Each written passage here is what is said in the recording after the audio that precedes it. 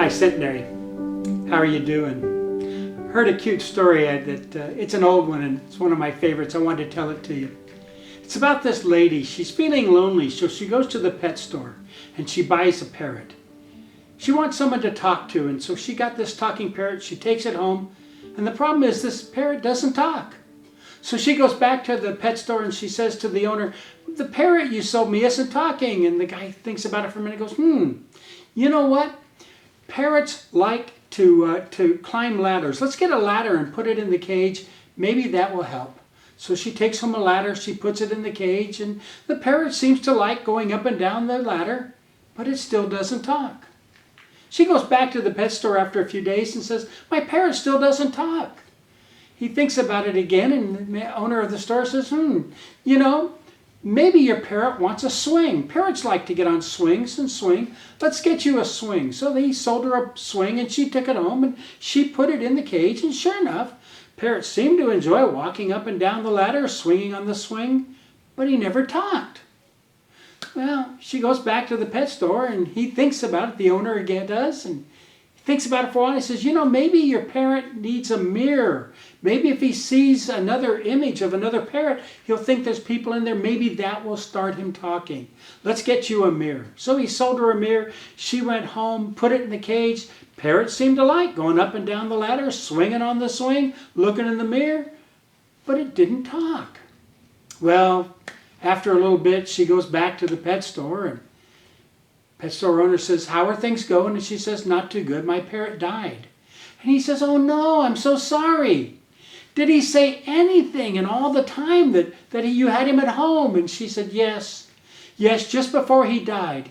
He looked at me and said, "Don't they sell parrot food at that store?" Oh, that story always makes me laugh. Now, please don't write me letters about not liking birds, because that's not the reason I told you that joke. I told you that joke because sometimes we get weary and tired, and maybe that's where you are now. Just a little bit tired, just a little bit weary. There's a story in the Old Testament, 1 Kings chapter 18. It's the story of Elijah. And Elijah is there, and the people of Israel, they're vacillating. They can't make up their mind. Do they want to follow Yahweh God, or do they want to follow Baal? And so Elijah gets all the people up to Mount Carmel along with 400 of the prophets of Baal. And he says to the people, he says, you have to make a choice. Who are you going to serve? If you want to serve Baal, then serve him. But if you want to serve Yahweh, then get rid of the things of Baal and serve Yahweh. And the people, you could tell the people weren't sure which one to serve. So Elijah said, let's have a contest to prove who's real and who is not. And he said to the prophets of Baal, he said, "We're going to make altars. I'll make one, you make one. We're going to fill those altars up with dry wood.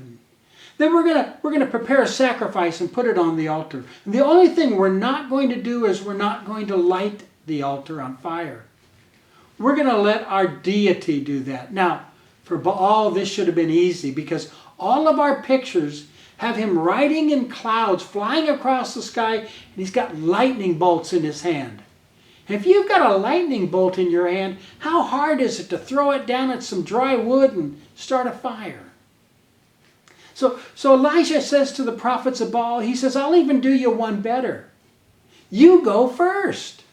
You choose the spot you think is best. You pick out the best rocks for the altar. You gather the driest wood for the fire. You pick out the animal you want for the sacrifice." And the prophets did, and then they began to call upon Baal to light the fire, and they called hour after hour after hour, and nothing happened. And finally they were exhausted and they gave up. And Elijah said, "Now it's my turn." And he got his altar all ready and his animal all prepared and the wood and everything ready to go. And then he said to the people, "I want to prove to you that God is God and Baal is not." So he said, "Let's do one more thing. Let's drench the altar, my altar. Let's drench it in water.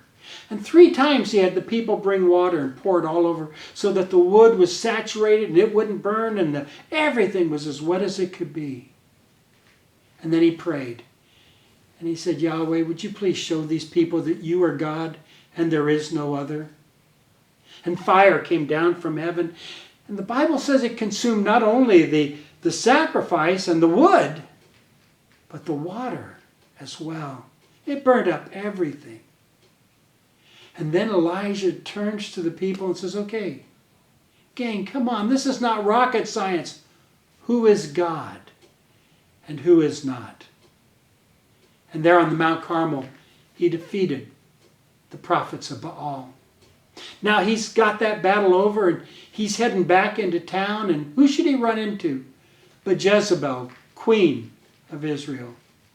And she starts in on him because she's a follower of Baal. And she begins to make empty threats. Oh, you did this and you did that, so I'm going to get my people and we're going to beat you up. We're going to kill you. We're going to make your life miserable.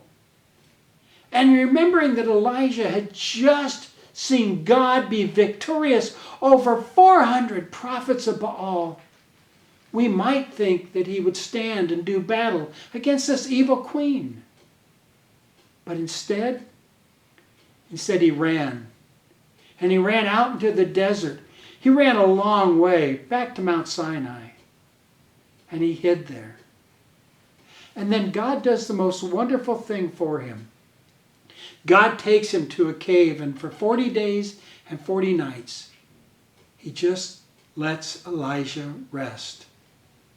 You see, sometimes we just grow weary. We just get tired. And when that happens, God understands. And he offers us rest. Speaking of that rest, I wanted to take you to one of my favorite passages of Scripture. We've read it a lot during this pandemic. It's the 23rd Psalm. And in that psalm, let me read it to you. David says, it's because the Lord is our shepherd that we shall not want. It's because he's our shepherd that he makes us lie down in green pastures.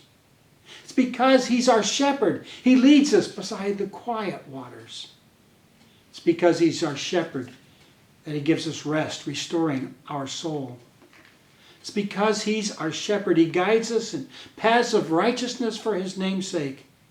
So that even though we walk through the valley of the shadow of death, we're going to fear no evil. Because God, our shepherd, is going to be with us. His rod and his staff are going to comfort us. It's because the Lord is our shepherd. He's going to prepare a table before us in the presence of our enemies. He's going to anoint our head with oil. Our cup's going to run over. Overflow. And surely God's love and God's mercy will follow us all the days of our life.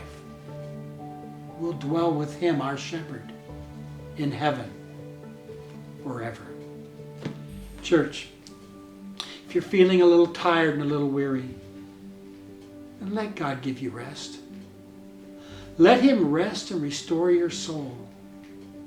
Let him guide you away so that you can get the rest that you need. We've got some good things coming up. We need to be ready for them. We need to be rested. So if you're feeling weary, turn to your shepherd. Let him give you rest. All right? Church, be at peace. Amen.